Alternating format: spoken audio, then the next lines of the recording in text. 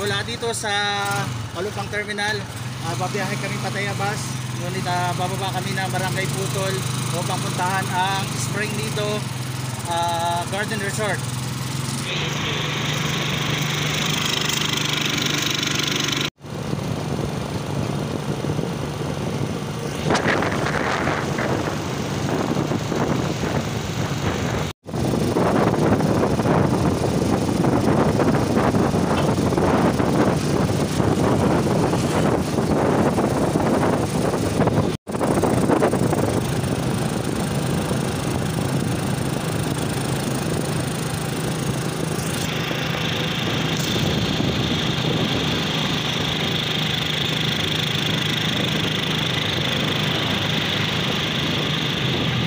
Dito sa sambat ng Barangay Putol, Tayabas City, almost half kilometer bago namin marating ang Spring Nido Garden Resort.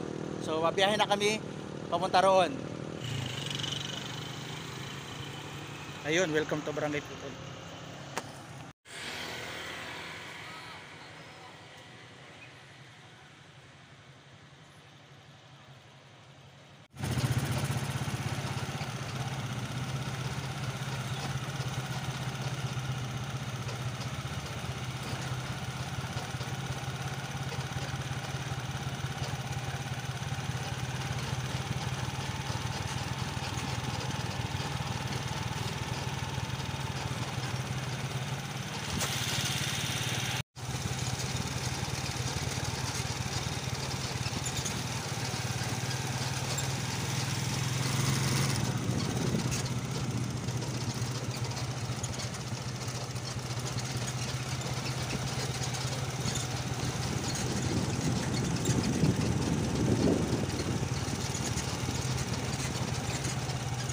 Salamat Kuya Jundi.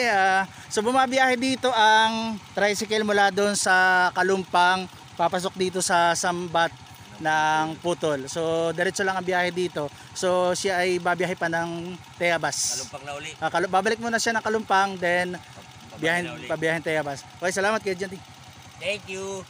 Maraming salamat. Narito na ako sa Spring Nido Garden Resort. Ang kauna-unahang resort dito sa Barangay Putol, Tayabas City. So ito ay natural talaga na bukal ang pinanggagalingan ng tubig ng kanilang swimming pool dito. So parini na at pasyalan natin ang Spring Nido Garden Resort dito sa Barangay Putol, Tayabas City.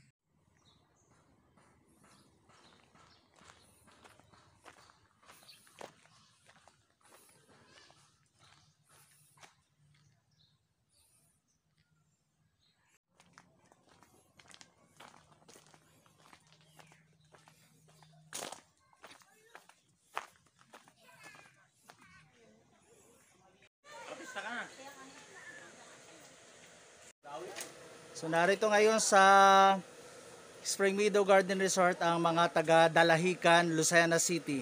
So, ayan, dumayo pa sila dito upang tingnan ang pool na talagang natural ang daloy ng tubig mula sa bukal.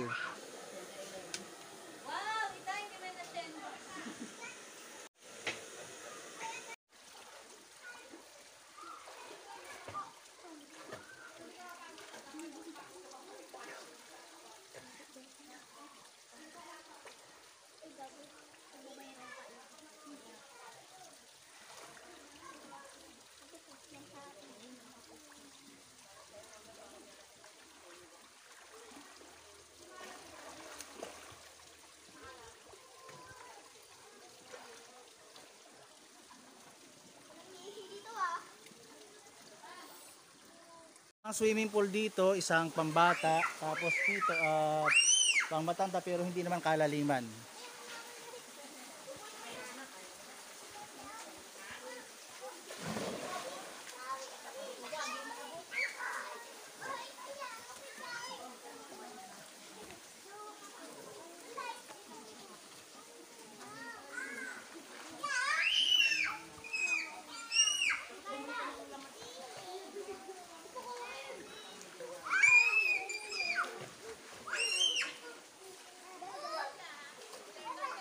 So narito ang mga taga-ibabang Dalahican, Lucena City. So dumayo pa talaga sila sadya dito sa Spring Meadow Garden Resort kasi gusto nila yung natural na bukal na manggagaling sa swimming pool.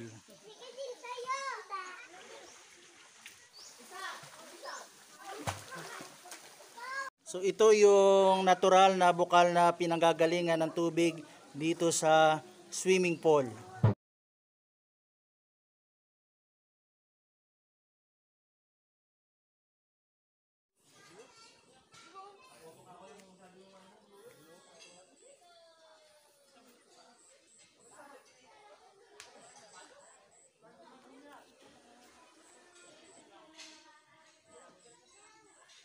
Di na may transit pa.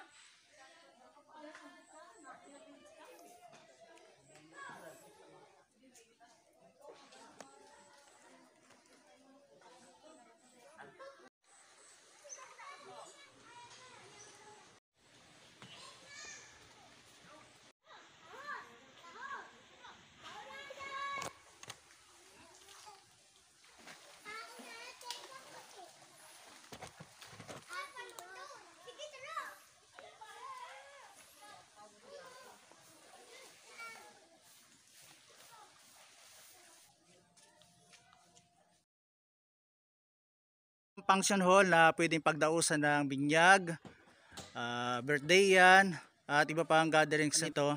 So ang gusto mangyari ng may-ari nito ay makilala ang resort na ito at ang magiging tatak nito ay yung maging design nito, disenyo ng resort na ito ay ang locally crafted ng mga taga-Tayabas. Halimbawa ay ang handicraft na i-decorate niya dito sa mga function hall at sa mga kubo bilang tatak ng kanyang resort. So talagang nakakatuwa at dahil ang may-ari nito ay tinatangkilik mismo ang sariling atin. So sa taas nitong resort, matatanaw natin o matatanaw ang Mount Banahaw.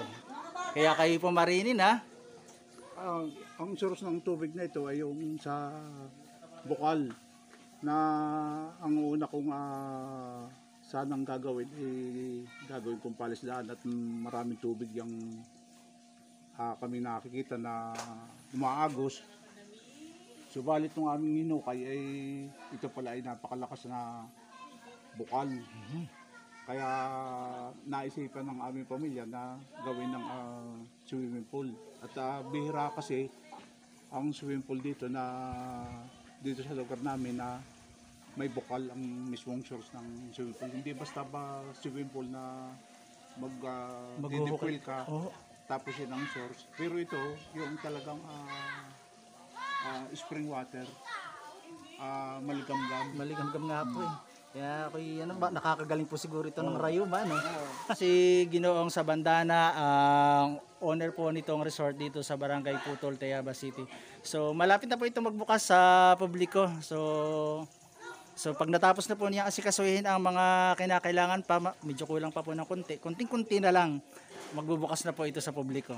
So pero ngayon tumatanggap na rin po naman siya for private po, pampamilya po. So,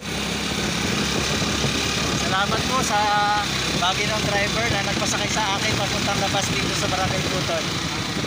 Okay. Thank you po, sir.